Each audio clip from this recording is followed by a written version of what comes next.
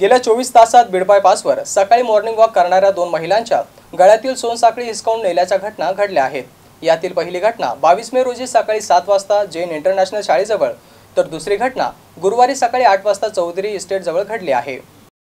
प्रणिता कुलकर्णी या रोज सकाळी नियमित मॉर्निंग वॉक करतात। 22 मे रोजी सकाळी 6:45 वाजता जैन इंटरनॅशनल शाळेजवळून त्या पायी जात असताना त्यांच्या मागून दुचाकीस्वार आले। त्यांच्या जवळ जाऊन वेग कमी करत मागे बसलेल्याने त्यांच्या गळ्यातील 1 तोळ्याचे गंठण हिसकावून तोडले आणि सुसाट वेगात पोबारा केला। कुलकर्णी यांनी आरडाओरड केली आणि नागरिक गोळा होईपर्यंत मात्र चोर दूरपर्यंत निघून गेले होते।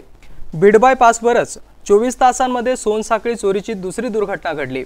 चौधरी इस्टेटमध्ये राहणाऱ्या रमा शशिकांत वाघ या गुरुवारी सकाळी 8 वाजता परिसरात पायी फिरत होत्या आणि यावेळी दुचाकीवरती सुसाटेत चोरांनी त्यांच्या गळ्यातील 3 तोळ्याचे सोनसाखळी हिसकावून पोबारा केला।